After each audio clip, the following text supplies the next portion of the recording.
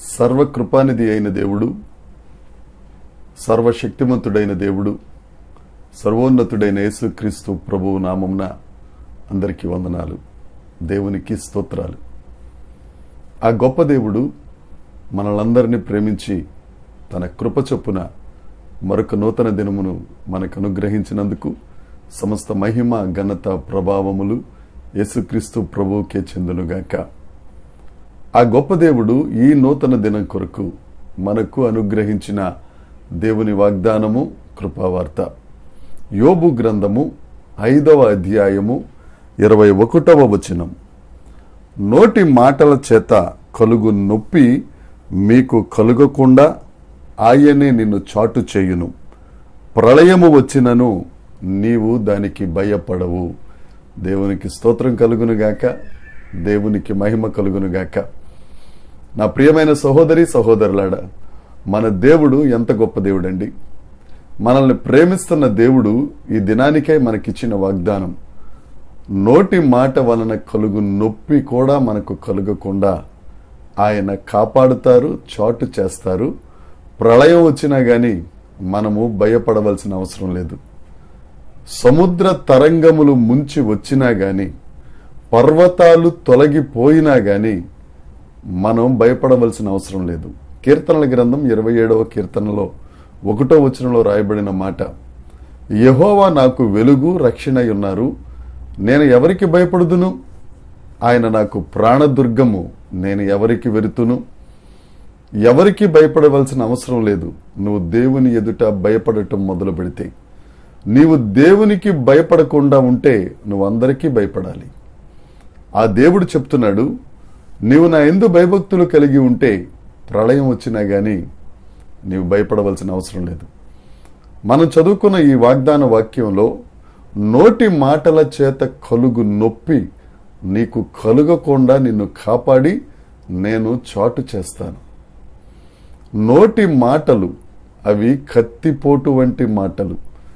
ఆ నాలుక కింద విష సర్పముందని పరిశుద్ధ లేఖనం చెప్తుంది.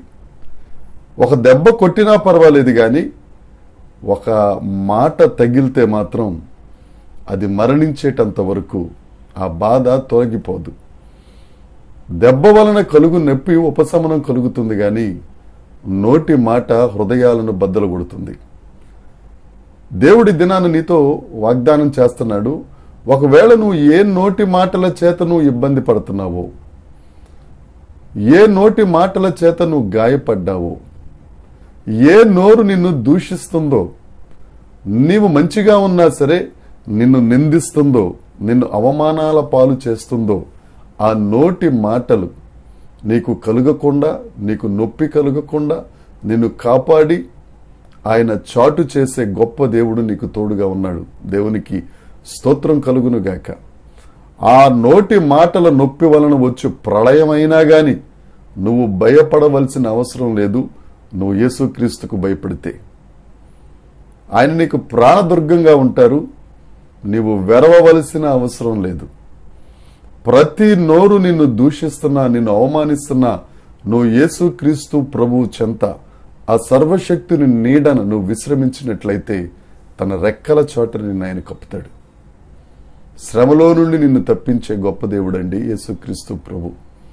ఈ వాగ్దానాన్ని స్వతంత్రించుకో.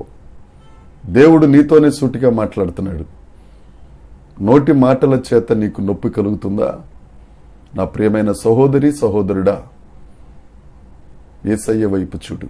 ఆయన చాటున ఉండడానికి నువ్వు ఇష్టపడినట్లయితే ఎలాంటి ప్రళయాలు నీ మీదకు వచ్చేసినా సృష్టిని శాసించగలిగిన సృష్టికర్త ఆ ప్రతి తుఫానును అణచివేసి ఆ ప్రతి కెరటాల ధ్వనిని తొలగించి రక్షణ సునాదము నీకు వినిపించగలిగిన యేసుక్రీస్తు ప్రభు నీతో చెప్తున్నారు.